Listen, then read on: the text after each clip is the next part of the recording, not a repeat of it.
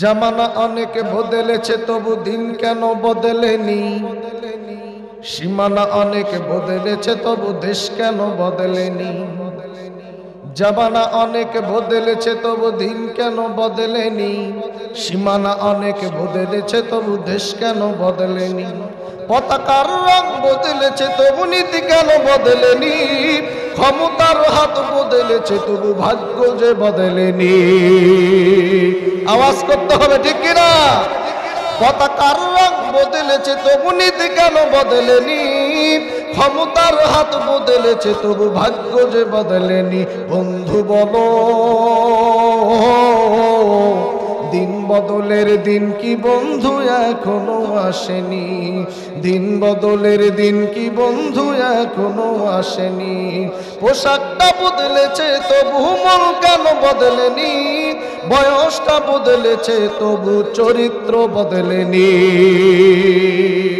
পোশাকটা বদলেছে তবু মন কেন বদলেনি, বয়সটা বদলেছে তবু চরিত্র বদলেনি। বন্ধু বলো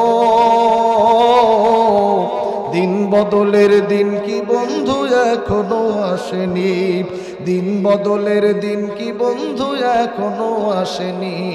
চুলের রংটা বদলেছে তবু অভ্যাস বদলেনি, কণ্ঠের সুর বদলেছে তবু আমলটা বদলেনি। বন্ধু বলো দিন বদলের দিন কি বন্ধু এখনো আসেনি। নেতার বদল হয়েছে তবু নীতি যে বদলেনি, রাজনীতি বদলেছে তবু কর্ম যে বদলেনি। আর একটু আওয়াজ দিতে হবে, আরো জোরে। নেতার বদল হয়েছে তবু নীতি যে বদলেনি, রাজনীতি বদলেছে তবু কর্ম যে বদলেনি। বিচারকটা বদলেছে তবু বিচার যে বদলেনি, কোর্ট কাচারি বদলেছে তবু আইন যে বদলেনি। বন্ধু বলো দিন বদলের দিন কি বন্ধু এখনো আসেনি, দিন বদলের দিন কি বন্ধু এখনো আসেনি, দিন বদলের দিন কি বন্ধু এখনো আসেনি। আজ থেকে বহু বছর আগে আমার আল্লাহ পাক রব্বুল আলামিন এই তামাম পৃথিবীর জমিনে মানুষগুলোকে পাঠানোর পূর্বে আমার আপনার রূহগুলো বানাইয়া আল্লাহ রব্বুল আলামিন একটা ময়দানে সমস্ত রূহগুলোকে জড়ো করিয়া আল্লাহ রব্বুল আলামিন এইবার আমাদের সকলকে বলে তোমাদের কাছ থেকে ওয়াদা নিয়া এরপরে আমি আল্লাহ তোমাদেরকে দুনিয়াতে সিরিয়াল অনুযায়ী পাঠাবো। আমরা রূহরা সেই দিন আল্লাহকে বলেছিলাম আল্লাহ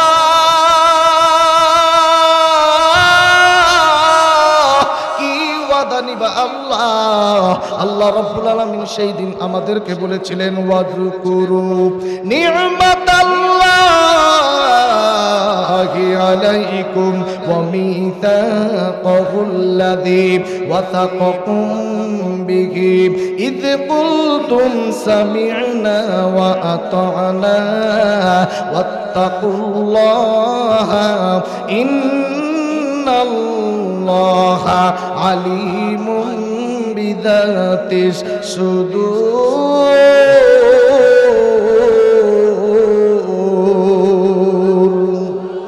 আর একটু আওয়াজ করে বলেন না বাজান আল্লাহু আকবার। আল্লাহ রাব্বুল আলামিন বলল আমার নিয়ামতের কথা স্মরণ করিয়া আমি আল্লাহর কাছে আজকে তোমরা ওয়াদা দিবা, অঙ্গীকারবদ্ধ হইবা, আমি আল্লাহর কাছে আজকে তোমরা কথা দিবা। আরে রুহুরা দুনিয়ার জমিনে যাওয়ার পরে বলো বলো তোমরা কার ইবাদত করবা, কাকে তোমরা রব বলে মানবা, কাকে তোমরা রব বলে মানবা, কার ইবাদত দাসত্ব করবা। আমরা রুহুরা সেই দিন এক বাক্যে দলমত ধর্ম বর্ণ নির্বিশেষে সৃষ্টির সেরা মানবের রূহগুলো আমরা সেই দিন আল্লাহকে বলেছিলাম ওগো আল্লাহ আমরা কথা দিলাম দুনিয়াতে যাওয়ার পরে আল্লাহ আমরা কারো গোলামি করব না, আমরা কারো দাসত্ব করব না, আমরা গোলামি করব, দাসত্ব করব, ইবাদত করব একমাত্র কার? আরো জোরে জোরে আল্লাহর নামটাই নিয়ে বলেন না বাজান কার? এইবার আমার আল্লাহ সার্বপ্রথম দুনিয়ার জমিনে বাবা আদম আলাইহিস সালাতু ওয়াস সালামকে পাঠিয়ে দিল। ভাইজান আদম নবী দুনিয়াতে আসার পরে বাবাজি এইবার আদম নবীর মধ্য দিয়া অসংখ্য নবী রাসূল পয়গম্বর দুনিয়াতে ছড়িয়ে ছিটিয়ে অসংখ্য মানব ছড়িয়ে গেল, কিন্তু এই মানুষগুলো যেন আমার আল্লাহ রাব্বুল আলামিনকে যেন তারা ভুলে না যায়, আল্লাহকে দেওয়া ওয়াদার কথা যেন তারা ভুলে না যায়। আমার আল্লাহকে দেওয়া অঙ্গীকারবদ্ধ হয়ে আসছে, এই অঙ্গীকার যেন তারা ভঙ্গ না করে। এই জন্য আমার আল্লাহ যুগে যুগে ধাপে ধাপে অসংখ্য নবী পয়গম্বর আনছে, অসংখ্য নবী রাসূল পয়গম্বর দুনিয়াতে দিনের রাহবার হিসাবে রিসালাতের দাওয়াত দিতে পাঠাইছে। আমার আল্লাহ বলেন ইয়া আইয়ুহাল্লাযীনা আমানু আউফু বিল উকুদ।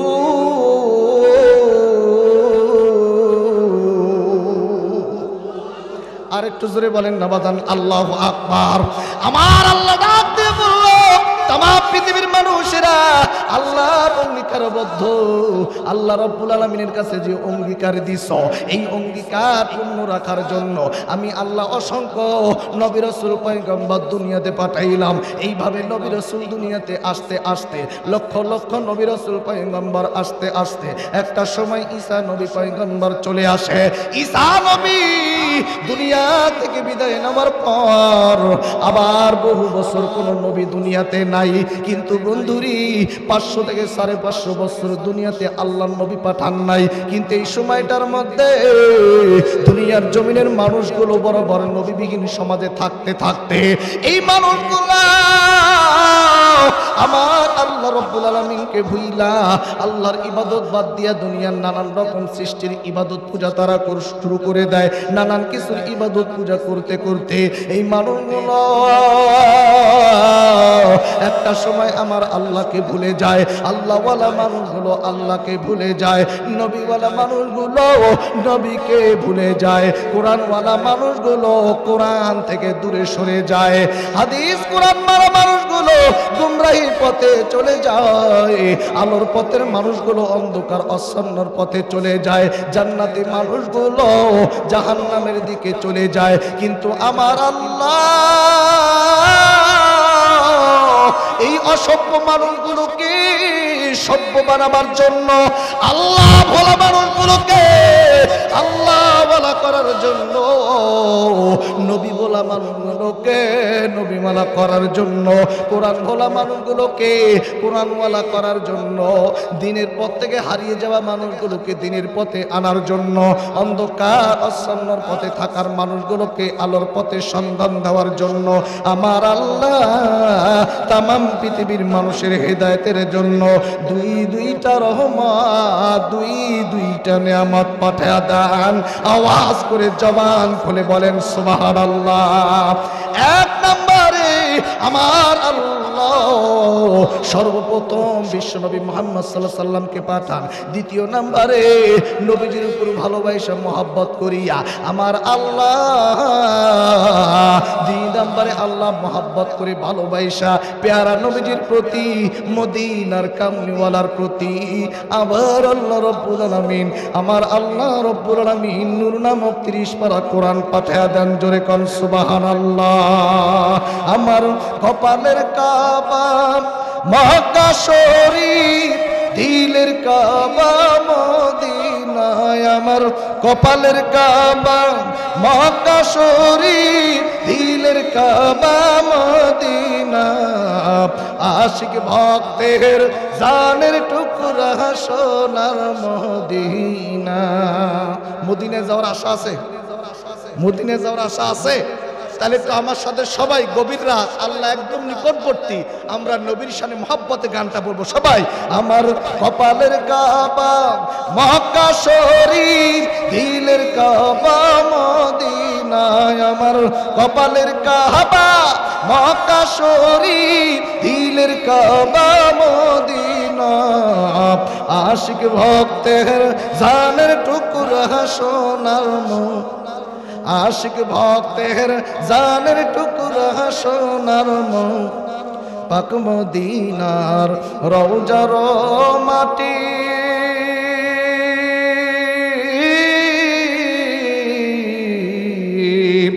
আরশের চাইতে আরো কত যে খাটি।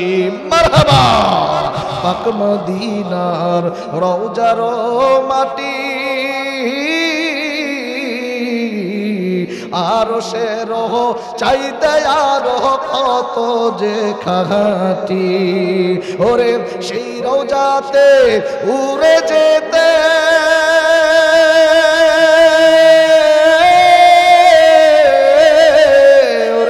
সেই রওজাতে উড়ে যেতে পাগলে দিল দিওয়ানা। আশিক ভক্তের জানের টুকরা সোনার মদিনা রে, আশিক ভক্তের জানের টুকরা সোনার মদিনা।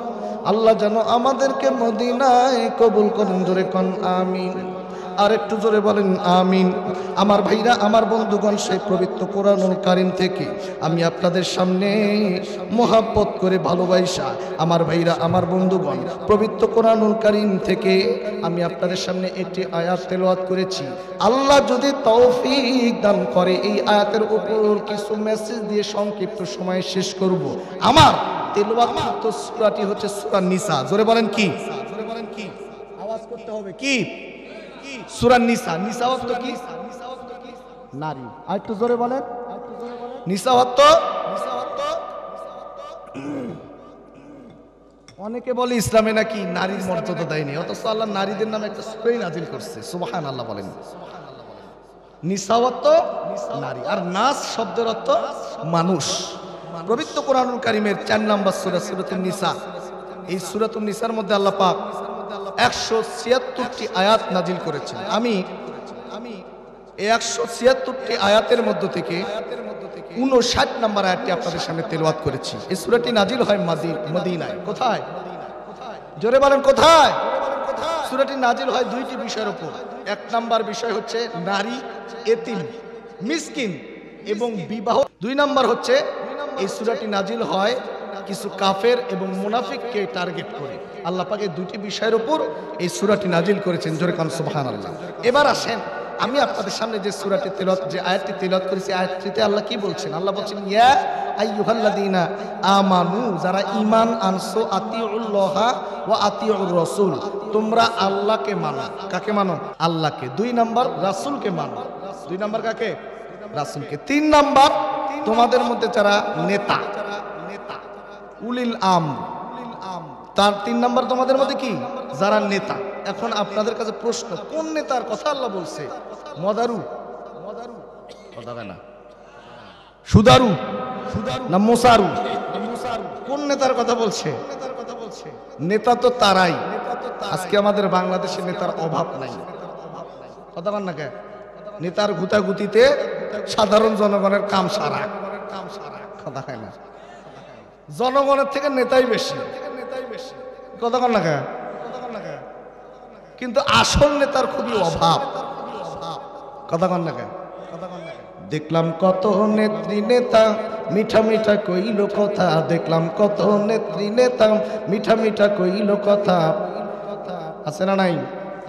নিজের কাজে ব্যস্ত তারা, তোমায় দেখার সময় নাই। নিজের কাজে ব্যস্ত তারা, তোমায় দেখার সময় নাই। জেনে রেখো ইসলাম ছাড়া শান্তি কোথাও নাই।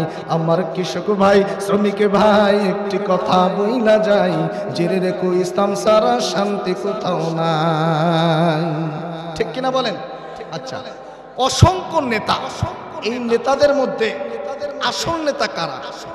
আমাদেরকে আসল নেতা চিনতে হবে। এখন আসল নেতার বিষয়ে কোরআনে আছে না নাই? কথা কয় না। আচ্ছা, আপনাদের সামনে শুধু আমি আজকে নেতা চেনাবো। আসল নেতা কারা? পবিত্র কোরআনুল কারীম সূরাত হজ ৪১ নম্বর আয়াত, যার মধ্যে 4টা গুণ থাকবে। আগেও মানছে, নেতা হওয়ার পরও 4টা বিষয় সে প্রধান মানবে। এই ব্যক্তির হচ্ছে আসল নেতা। কয়টা মানলে? 4টা। 1 নম্বর, আল্লাযীনা ইম্মাক্কান্নাহুম ফিল আরদি আকামুস সালাত। 1 নম্বর হচ্ছে অরিজিনালি নেতারা 5 ওয়াক্ত নামাজি হওয়া। কথা কয় না। এবং নেতাদের টার্গেট থাকবে সমাজে নামাজ কায়েম করা। কথা কয় না। এটার সাথে কি একমত? আপনারা কি একমত? আমাদের সমাজে এমন অনেক নেতা আছে যারা জীবনে মসজিদে যায় না, ভোটের আগে টুপি লাগায় এক আসরের নামাজ পাইলে 3 বার করে পড়ে। কি কথা বলেন না কে? এরা হচ্ছে ধর্ম ব্যবসায়ী। এরা কি ধর্ম ব্যবসায়ী বলেন? এই যে এরা নির্বাচনের আগে নির্বাচনে দাঁড়ানোর জন্য ধর্মকে পুঁজি করে, ব্যবসা করে। এক আসরের নামাজ 3 বার পড়ে, এক চাচাক দেখবেন 6 বার করে সালাম দেয়, আর পার হয়ে গেলে সালাম আর কই পান। ভোটের আগে নজর থাকে নিচে, ভোটের পরে নজর থাকে উপরে। আছে না নাই? কথা কন না কে? 1 নাম্বার গুণ হচ্ছে নামাজ। 1 নাম্বার কি? আমাদের সমাজে দেখবেন এরকম অনেক নেতা আছে যারা মসজিদ চেনে না, পশ্চিমমুখ কোন দিক সেটাও বুঝে না। কথা কন না কে? এই সমস্ত নেতাকে দিয়ে সমাজের নামাজের আইন পাস হবে? নামাজ বাস্তবায়ন হবে? কথা বলেন হবে? কখনো কোশ্চিনকালে সম্ভব না। 2 নাম্বার হচ্ছে যাকাত ব্যবস্থা চালু করবে। 2 নাম্বার কি? যাকাত ব্যবস্থা চালু করবে। 3 নাম্বার জনগণকে ভালো কাজ করার হুকুম দিতে বাধ্য করবে, বা জনগণকে ভালো পথে, সৎ পথে আহ্বান করবে এবং সব রকম মন্দ কাজ থেকে বিরত থাকবে। এই 4টা গুণ থাকতে হবে একটা নেতার মধ্যে। এখন আমাদের দেশের অধিকাংশ নেতার রাতের বেলা দেখবেন মদ আর নারী ছাড়া হয়নি। কথা কয় না? অধিকাংশ নেতার দেখবেন রাতে এক চরিত্র, দিনে আরেক চরিত্র। কথা কন না কেন? রাতের বেলা হলেই দেখবেন মদ গাঁজা নিয়ে ব্যস্ত, দিনের বেলা জনগণের সামনে আইসা দেখে, জনগণকে বলে আমার নেতাই তো তোমাদের ভক্ত। আবার কিছু জনগণ পাগল হয়ে স্লোগান দেয় আমার নেতার চরিত্র ফুলের মতো পবিত্র, নামাজ পড়ে না কিন্তু 1 ওয়াক্ত, কিন্তু গাঁজা খায় ঠিক মতো 5 ওয়াক্ত। আছে না নাই? এরকম নেতার সাথে যদি থাকেন, যার সাথে যার মহব্বত, তার সাথেই তার হাসর নাসর। এমন ব্যক্তিদের সাথে মহব্বত রাখতে হবে। আপনি দুনিয়াতে যেরকমটা করবেন আল্লাহ আপনাকে তার প্রতিফল সেরকম দিবে। কথাকে বোঝাতে পেরেছি? মক্কায় ইমাম আশরাফ আলী থানবী রহমাতুল্লাহ আলী, উনি ওনার একটি কিতাবের মধ্যে বাস্তব একটি ঘটনা উল্লেখ করেছেন যে মক্কায় একজন আলেম ব্যক্তি মারা গেল, ওনাকে কবর দেওয়া হলো। একজন আলেম ব্যক্তিকে কবর দেওয়া হলো। বেশ কিছু বছর পার হয়ে গেছে। এর কিছুদিন পরে আবার আরেকজন, ওই আলেম পরিবারেরই আরেকজন মহিলা মারা গেছে। আমার ভাইরা, আমার বন্ধুগণ, এই মহিলা মারা যাওয়ার পরে পরিবারের লোকেরা ডাক দিয়ে বলল এই নারীকে, মহিলাকে আর অন্য জায়গায় কবর না দিয়ে আমরা চলো চলো ওই যে আলেম ব্যক্তি বহু বছর পূর্বে মারা গেছে ওখানে কবর দিব। বাবা যে এইবার ওই কবরটাই খোঁড়া শুরু করে দিছে। কবর খুঁড়তে খুঁড়তে কবর যখন খুঁড়ছে, বাঁশগুলো টানছে, মাটি সরাইছে, বাঁশ চাটাই যখন টান দিছে, আমার ভাইরা সবাই মিলে নজর করে দেখে বহু বছর পূর্বে কবরের মধ্যে একজন আলেম ব্যক্তি কবর দিয়েছিল, কিন্তু কবরটা এমন ভাবে আছে দেখে মনে হয় মাত্র কয়েকদিন পূর্বেই নতুন কবর দিয়েছে, মাটি 1 ফোঁটা কাপড়ের সঙ্গে ভরে নাই। জোরে কান সুবহানাল্লাহ। এলাকার লোকেরা সবাই অবাক হয়ে গেল। কাপড়ের ক্ষতি হয় নাই, লাশ পচে নাই, এখনো তরতাজা আছে, কিন্তু কিভাবে সম্ভব? এইবার সবাই চিন্তা করলো চলো চলো আমাদের সেই পূর্বপুরুষ আলেম ব্যক্তিকে আমরা আরেকটা বার দেখব। এইবার মুখটা যখন খুলছে গো, মুখটা খোলার সঙ্গে দেখি একজন আলেম ব্যক্তির কবরে আলেম ব্যক্তির লাশটা থাকবে, কিন্তু মুখটা খোলার পরে দেখে আলেম ব্যক্তি নয়, একজন মহিলার লাশ। কার লাশ? অবাক হলো। উপরের মাটি, চাটাই, বাঁশ সব পচা, এগুলো দেখে বোঝা গেল বহু আগের কবর, কিন্তু ভিতরের অবস্থা মনে হয় নতুন, 2-3 দিন আগে কবর দিছে। ওরা হাই উতাসের মধ্যে পড়লো, একজন আলেম ব্যক্তির কবর দিলাম বহু বছর আগে, তার হঠাৎ করে আজকে আবার মহিলা, আর এই মহিলাটা কে? কিন্তু আশ্চর্যজনক বিষয় হচ্ছে কবরের মধ্যে মহিলাকে যেমন মুসলমানরা কাপড় পরাইয়া, কাফন যেভাবে পরায় সেভাবে না, সে থেকে আলাদা, এবং মহিলাটার চেহারাটা হচ্ছে একটা ইউরোপিয়ান চেহারা দেয়।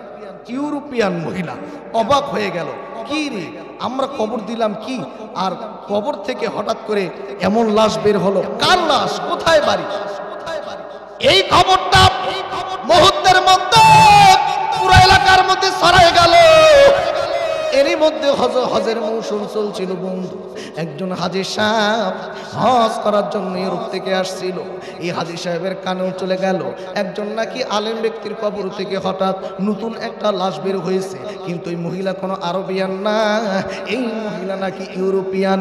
এবার হাজী সাহেব চিন্তা করলো আমিও তো ইউরোপিয়ান, তাহলে যাইয়া দেখি কোন ইউরোপিয়ানের লাশ। এই দেখে আরে বন্ধু এইবার হাজী সাহেব যখন হজের কাজ সম্পন্ন করে এইবার হাঁটি হাঁটি পা পা করে ওই কবরস্থানের দিকে আসলো। কবরস্থানের কাছে আইসা এইবার ডাকতে বললো, লোকেরা আমার একটু দেখতে দাও, আমিও একজন ইউরোপিয়ান মানুষ, আপনারাও তো বলা বলি করেছেন যে ইউরোপিয়ান নাকি মহিলার লাশ, আমি দেখি আমি চিনতে পারি কিনা দেখি। এইবার হাজী সাহেব লাশটার কাছে চলে গেল। লাশটার কাছে যাওয়ার পর নজর করে দেখে রে একদম পূর্ব পরিচিত একজন মহিলা। এলাকার লোকগুলোকে ডাক দিয়ে বলল, আমি এই মহিলাকে চিনি, এই মহিলার বাড়ি তো এই দেশে না, এই মহিলা তো হইল ইউরোপিয়ান মেয়ে, ইউরোপিয়ান মহিলা। ডাক দিয়ে বলল, আপনি কেমনে চেনেন? নাকি আপনার সাথে হজ করতে এসে মারা গেছে, আপনার এখানে কবর দিছেন? না না না না, আজ থেকে বহু কয়েক বছর পূর্বে এই মহিলা মারা গেছে, কিন্তু আশ্চর্যজনক বিষয় হইল এই মহিলার লাশটা তো ইউরোপিয়ানে, সেখানেই এই মহিলার লাশটা তো সেই জায়গায় কবরস্থ করা হয়েছে। আর এই মহিলা তো মুসলমান না, এই মহিলা হইল খ্রিস্টান, ইহুদি ঘরের খ্রিস্টান। কিন্তু আমি অবাক হইলাম, আমি ভেবে পাচ্ছি না যে ইউরোপিয়ান একজন মহিলাকে ইউরোপিয়ান কবরের মধ্যে রাখছে, অথচ ইউরোপিয়ান থেকে আরব দেশে শত হাজার মাইল দূরের এই আরব দেশের আরব কান্ট্রির কবরে কেমনে আসলো? জোরে জোরে বলেন না আল্লাহু আকবার। এইবার সবাই অবাক হয়ে গেল, ডাক দিয়ে বলল, এই মহিলা যদিও বা ইহুদি সবাই জানে, কিন্তু প্রকৃতপক্ষে ইহুদি নয়, একজন মুসলমান। কেমনে কি? হাজী সাহেবকে ডাক দিয়ে বলল, ভাই গো আপনি এবার ঘটনাটা খুলে বলেন।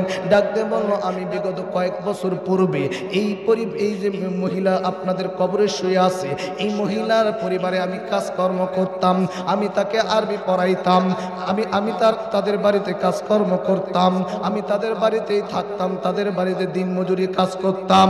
আমি তো মুসলমান, কিন্তু তাদের পরিবার জানতো না, আমি বুঝতেও দিতাম না।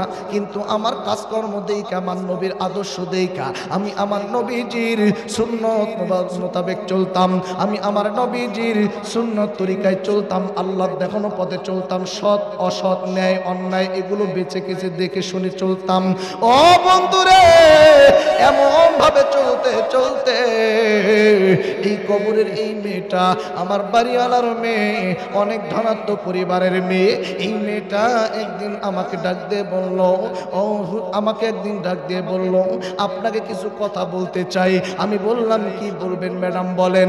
এইবার ডাক দিয়ে বলল, আমি জীবনে কত মানুষ দেখেছি, কিন্তু আপনার মতো এমন মানুষ দেখি নাই। কি আদব, কি শিষ্টাচার, কি চরিত্র আপনার। আরে যার মধ্যে নবীর আদর্শ থাকবে, যার মধ্যে নবীর প্রেম থাকবে, যার মধ্যে নবীর ভালোবাসা থাকবে, ওই ব্যক্তিটাই তো একজন দুনিয়ার আদর্শবান ব্যক্তি হবে। কথা বলেন ঠিক কিনা? পাইলে নিরালায় গো নবী, পাইলে নিরালায়, পাইলে নিরালায় গো নবী, পাইলে নিরালায়। দুই কদমে চুমু খেতাম, দুই কদমে চুমু খাবো, চরণ ধুলি মাখবো গায়, পাইলে নিরালায় গো নবী, পাইলে নিরালায়। বলেন না, পাইলে নিরালায় গো নবী, পাইলে, জোরে, পাইলে নিরালায় গো নবী, পাইলে নিরালায়। দয়াল নবী কত দূরে, লোহিত সাগরের তীরে, মদিনারি সোনার ঘরে, মদিনারি সোনার ঘরে আছেন তিনি সর্বদাই, পাইলে নিরালায় গো নবী, জোরে বলেন না, পাইলে নিরালায় গো নবী, পাইলে পাইলে নিরালায় গো নবী।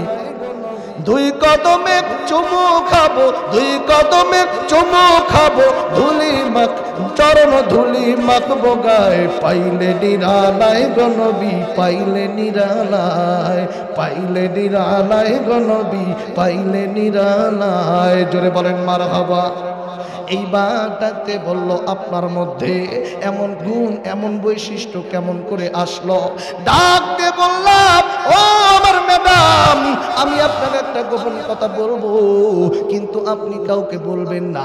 আপনাদের ধর্ম আর আমার ধর্ম একটু পার্থক্য, আপনার ধর্মটা আলাদা, আমার ধর্ম আলাদা। আমার ধর্মের মধ্যে এই কাজ, আমি হলাম ইসলাম ধর্মের একজন লোক, কিন্তু মেয়েটা কয়েকদিন পর আমার কাছে এসে আমাকে প্রস্তাব দিল, আপনার গুণ আপনার বৈশিষ্ট্য আপনার আদর্শের প্রেমে আমি পড়ে গেছি। জোরে কোন সুবহানাল্লাহ।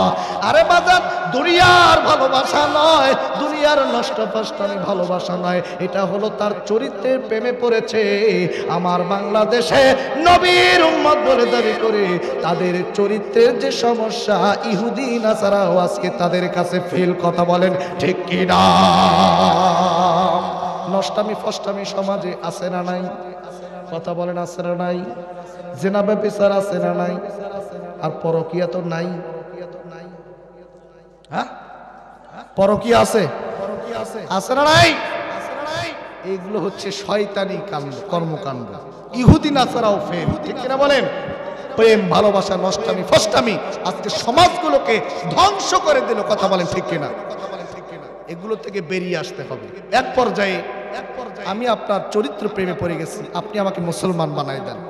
ওই লাশ, মহিলার লাশটা যেটা সম্পর্কে কথা বলছে, এই মহিলা প্রস্তাব দিয়ে দিল। মেয়েটা বলল, ম্যাডাম আপনি আমাকে মাফ করেন, আপনি যদি মুসলমান হন আর আপনার বাবা যদি জানে আমার অবস্থা খারাপ, আমাকে মেরে ফেলবে, পারবো না।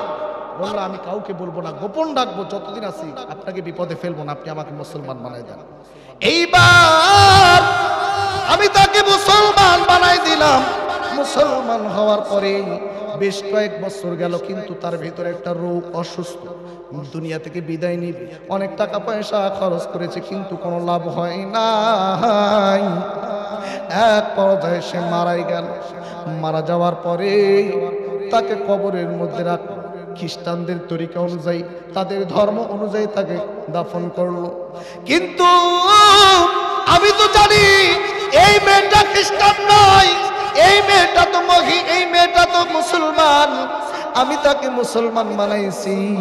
আল্লাহর দরবারে আমি কেঁদে কেঁদে বলি, আল্লাহ, আমার যদি শক্তি সামর্থ্য থাকতো আমি এই মেয়েটাকে মুসলমানদের মতো করে কবরস্থ করতাম, কিন্তু তারা জানে না, যার কারণে তারা কবরের মধ্যে তারা খ্রিস্টানি পদ্ধতিতে রাখছে। ওগো আল্লাহ, আমি তোমার কাছে দোয়া করি, আল্লাহ, মেয়েটা যদিও বা খ্রিস্টান ধর্মের, কিন্তু সে মুসলমান হয়েছে, আর যেহেতু তার পরিবার না যায় না, তাকে কবরের মধ্যে রাখতেছে খ্রিস্টান তরিকায়। কিন্তু আল্লাহ গো, খ্রিস্টান তরিকায় কবরে রাখলেও তুমি মুসলমানদের তরিকা হিসেবে কবুল করে আল্লাহ তোমার বান্দিকে জান্নাতে পৌঁছাই দিও। জোরে কান সুবহানাল্লাহ। কিন্তু সবই বুঝলাম, লাশটা এখানে কেমনে আসলো? ইউরোপে কবর দিছে, আর এই ইউরোপের কবরের লাশ মক্কায় কেমন করে আসলো, আরবিয়া কেমন করে আসলো, এটা দেখার বিষয়। এইবার ওই মেয়েটার ওই আরবিয়ান লোকরা ডাক দিয়ে বলল, হাজী সাহেব, তাহলে আপনি একটা কাজ করেন, এখনই আপনি আপনার ইউরোপে চলে যান। যাওয়ার পরে আপনি ওই কবরটা দেখবেন কি হালত, যেখানে এই মেয়েটাকে কবর দিয়েছিলেন। ভালো বুদ্ধি না? ওখানে যাওয়ার পরে দেখেন কবরের মধ্যে কি অবস্থা। চলে গেল সেই জায়গায়। যাওয়ার পরে পরিবারকে ডাকলো, সত্য কথা বলে দিল, কিন্তু বলল, আমি আপনার মেয়েকে আরবে হজ করতে গিয়া কবরে দেখছি। পিতা মাতা বলে, পাগল টাগল হইলো নাকি, কি কয়, কবর দিলাম ইউরোপে আর আরবে যায় নাকি, আমার মেরে দেখে, কারে না কারে দেখছো, বাদ দাও। বলল, না না, এখানে খুব জটিল একটা রহস্য আছে, জটিল একটা একটা বিষয় আছে, প্যাচ আছে, আমি দেখবো, আগে কবরটা খুঁড়তে হবে।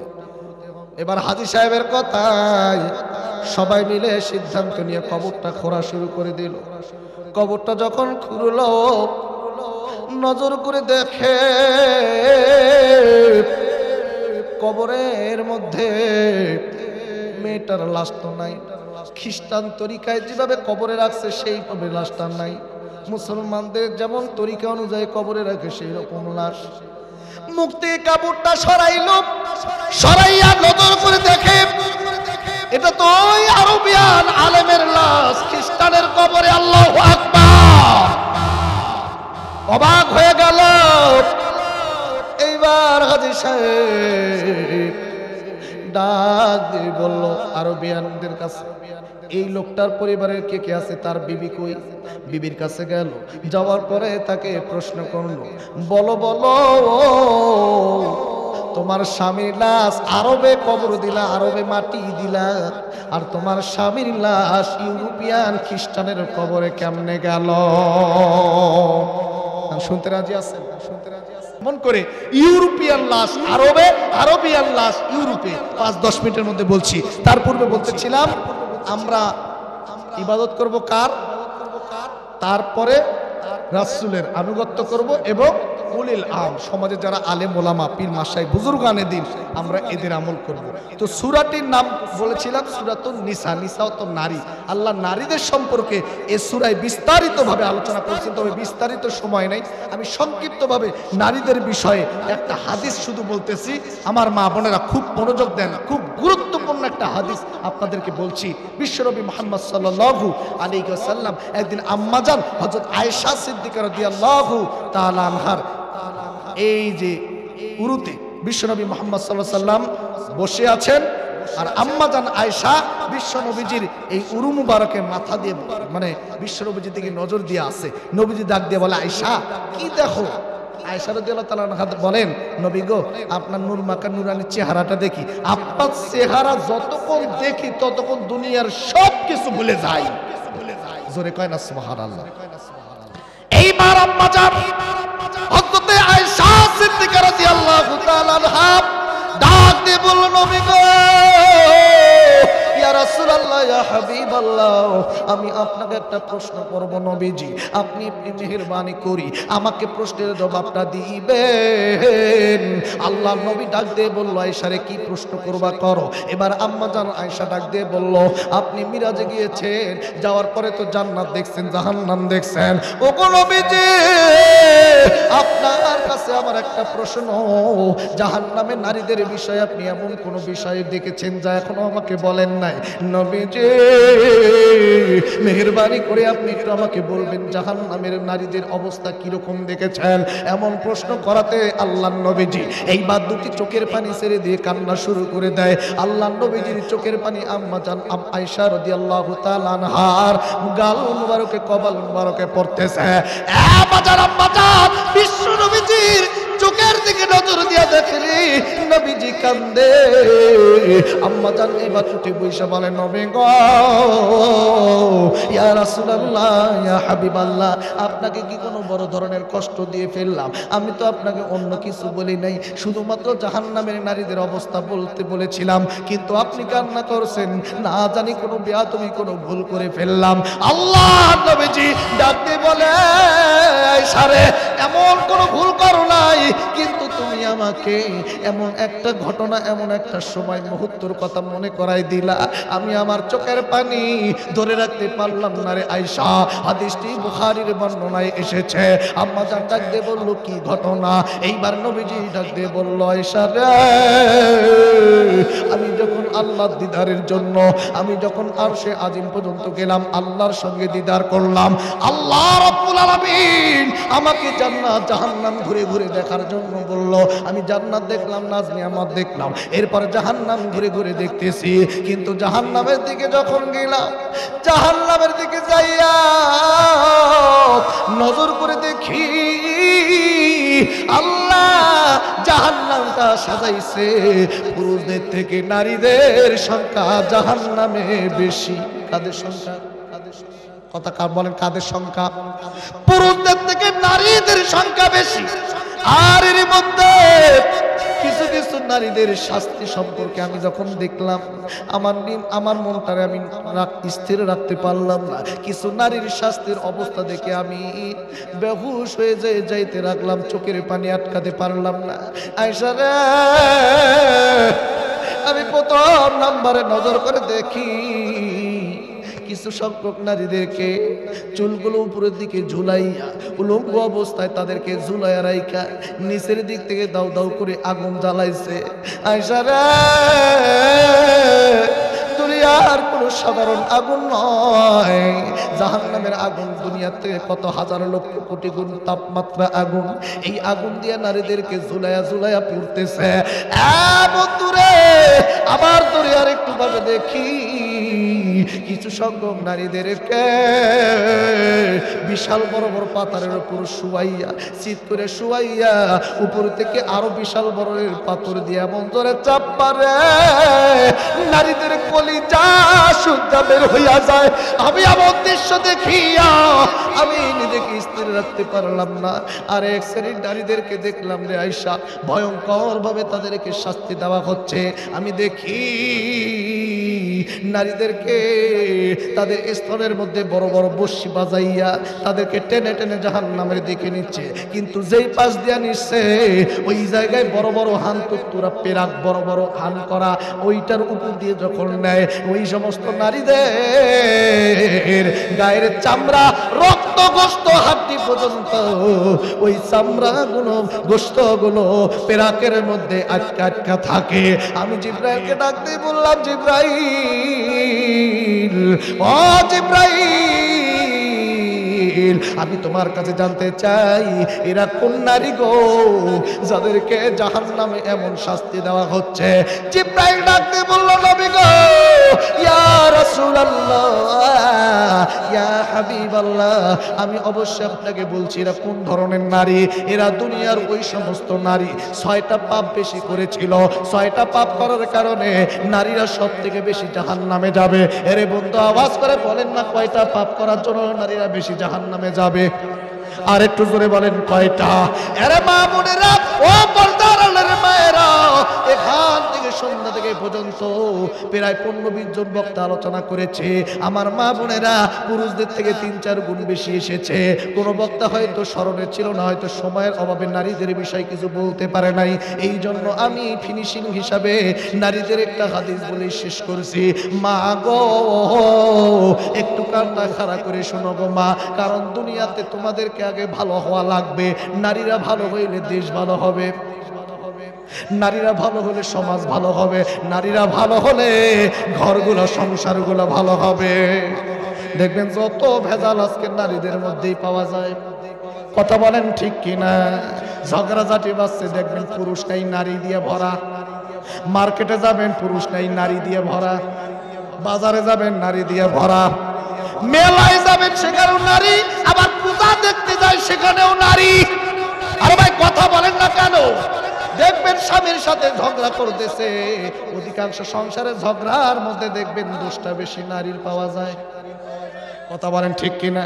এই জন্য নারী যত ভালো হবে, নারী যত ইবাদত গুজারি হবে, নারী যত নামাজি হবে, নারী যত আল্লাহওয়ালা হবে, ওই নারীর পেট থেকে আল্লাহওয়ালা বড় পীর আব্দুল কাদের জিলানীর মতো ওলিওয়াল্লাহরা বের হবে। কথা বলেন না কেন?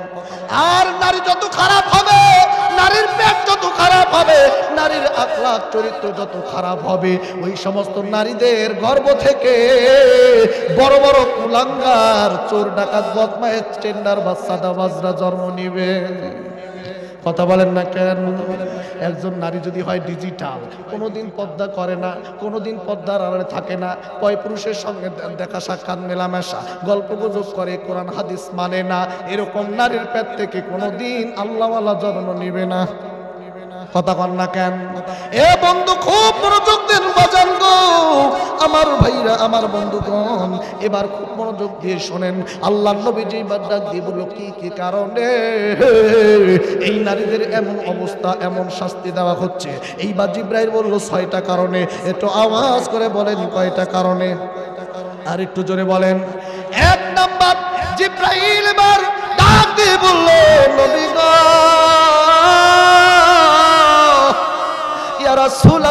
হাবিবাল্লাহ, এক নম্বরে সর্বপ্রথম ওই নারীরা জাহান্নামে যাবে। নবীজি ডাক দিয়ে বলল কি কারণে? ওই নারীরা, যেই নারীরা মাথায় কোনোদিন ওড়না দেয় না, কাপড় দেয় না, আজান হয় মাথায় কাপড় দেয় না, পয় পুরুষ সামল দিয়া যায়, পিছন দিয়া যায়, সামল দিয়া যায়, পয় পুরুষের সামল দিয়া হাঁটে, কোনোদিন মাথায় কাপড় দেয় না। এরকম নারী মহিলা তো এই এলাকায় নাই। কথা কয় না কে?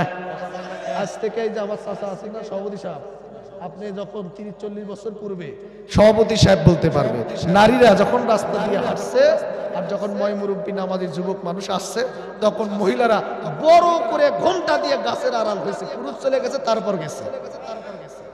কি কথা বলেন না কেন? এরপর দেখবেন রিস্কায় চড়ার পূর্বে আগে কইছে রিস্কায় পদ্মা আছে নাকি, ওঠার পরে রিস্কার পদ্মা ছেড়ে দিচ্ছে, ঠিক কিনা? আর এখনকার যুগের রাস্তা দিয়ে নারী যাচ্ছে, হাজি আসতেছে, গাজী যাচ্ছে, নামাজি যাচ্ছে, যুবক যাচ্ছে, ও মাথায় ওড়না তো দেওয়ার দূরে থাকলো, বুকের ওড়নাটা যে ঠিক করবে এটাও ঠিক করে না।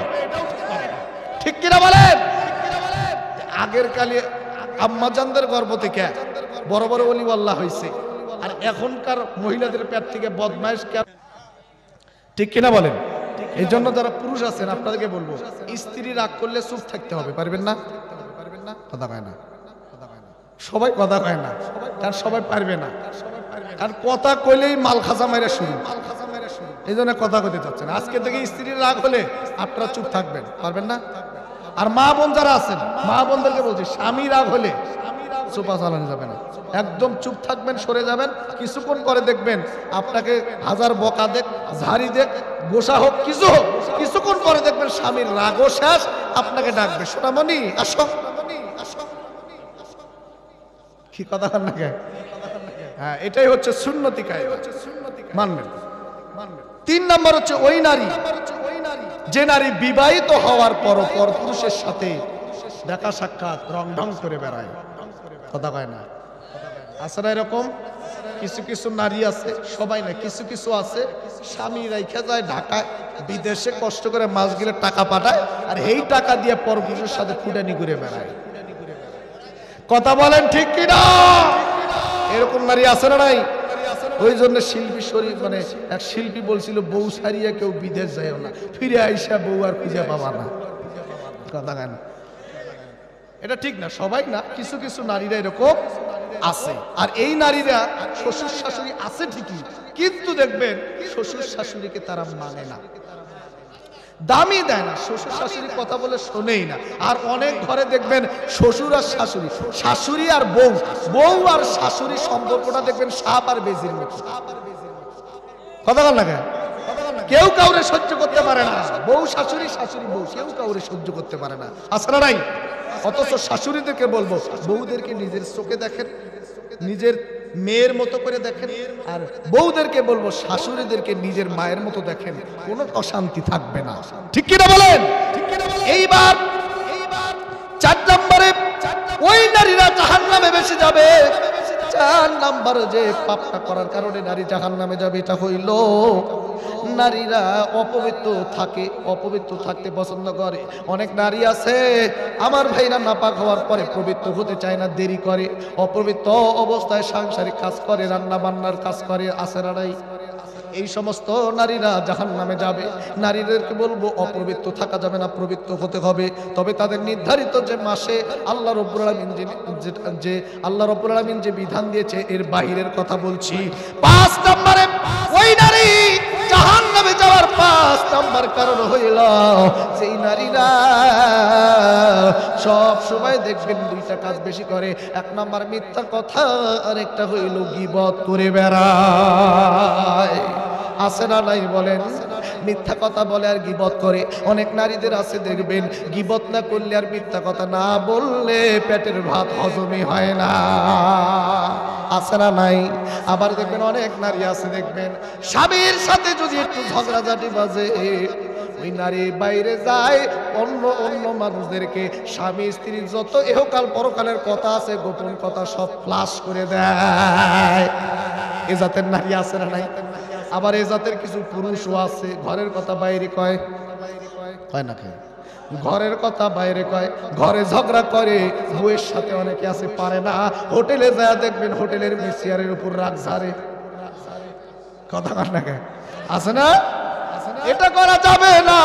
কিছু কিছু পুরুষ আছে কাম নাই কাজ নাই, সারাদিন খালি ঘুরে বেড়ায়, টোটো কোম্পানির ম্যানেজার, আর সময় পাইলে বউ উচিত কথা কইলে বউয়েরে দেখবেন মারধর শুরু হয়ে যায়। আছে না নাই?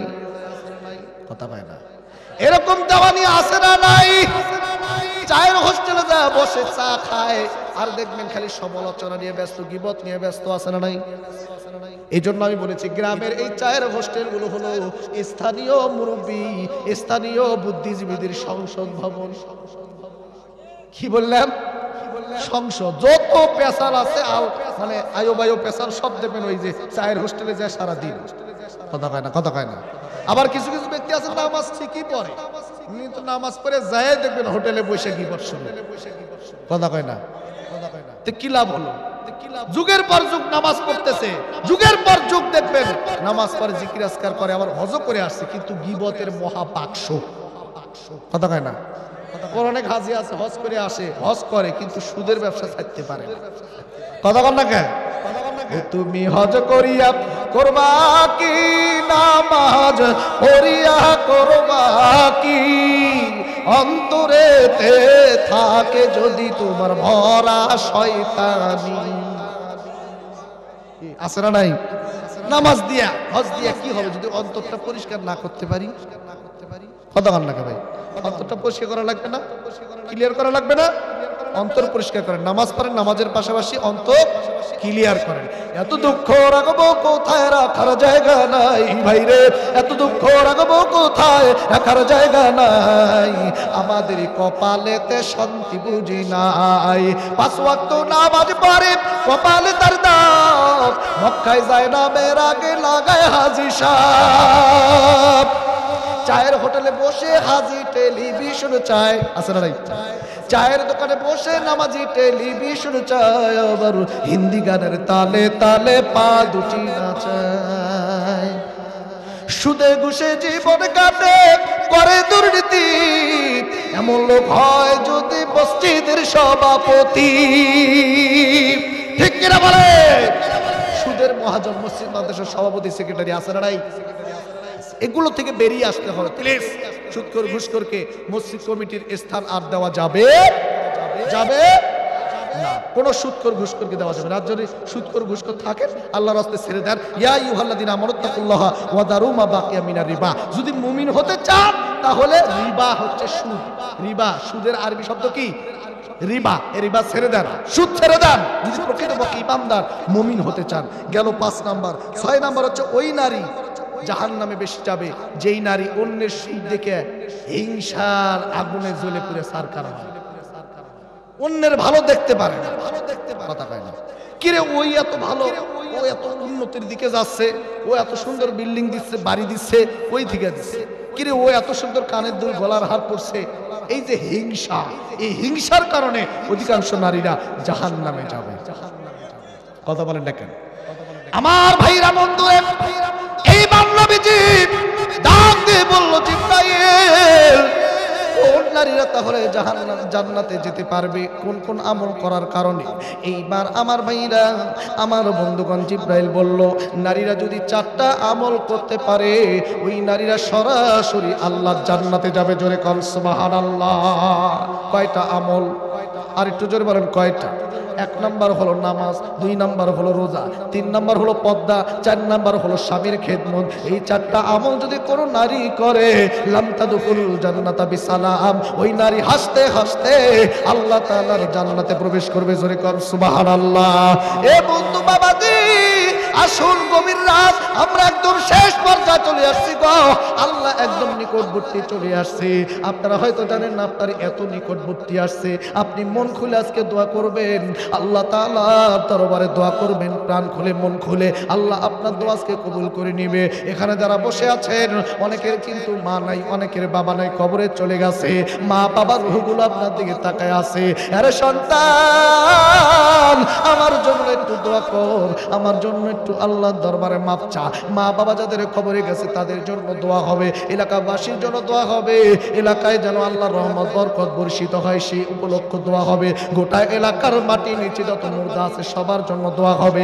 আর এই আখেরি মোনাজাত করে যাবেন কারা কারা, তারা হাত দুখান উঠায় দেখান, বলেন আমরা মোনাজাত না করে কেউ যাব না, এইভাবে দেখান।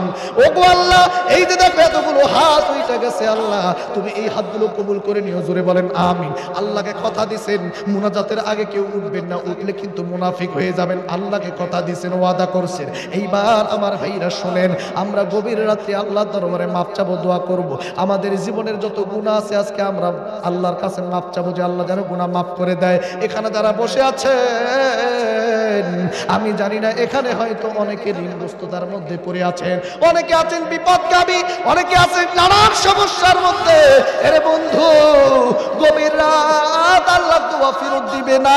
আল্লাহর দরবারে আজকে মন খুলে দোয়া করব, এই জন্য আমরা সবাই প্রস্তুত আছি। কিন্তু বন্ধু, আমাকে আপনাকে সবাইকে কবরের জগতে যাওয়া লাগবে। আজ হোক কাল হোক কেউ মাপ পাবো না। অনেক এলাকায় আজকে ছিল মুরব্বিয়ান একরাম, যুবক ভাইরা, যাদের মধ্যে আজকে অনেকেই নাই, কবরে চলে গেছে। তোমার আমার ডাক জানি কখন চলে আসে, কখন জানি মুহূর্তের ডাক চলে আসে। আরে বন্ধু, ওই যে মসজিদের পালকিটা, মসজিদের খাটলিটা রেডি হয়ে আছে, কখন জানি কার ঘরের দুয়ারের সামনে চলে আসে। ওই যে তাকায় দেখো কার জন্য জানি সাদা মার্কিন কাপড় দোকানে চলে আসছে, কার জন্য মৃত্যুর ঘন্টা বেজে ওঠে। এরে বন্ধু, দিলটার একটু নরম করে দাও না, দিলটা নরম করে দিয়া বাবু। আর কয়দিন দুনিয়াতে থাকবা, আর কয়দিন দুনিয়াতে চলবা, কবরে তো যাওয়া লাগবে। আরে বন্ধু, দুনিয়ার জন্য সব কিছু করলাম, দুনিয়ার জন্য কিনা করলাম, পরিবারের জন্য কিনা করলাম, কিন্তু তুমি যখন কবরে যাবা, কবরে যাওয়ার পরে কবরে যাইয়া কি হালতে থাকবা, কি সামারা নিয়ে গেলা।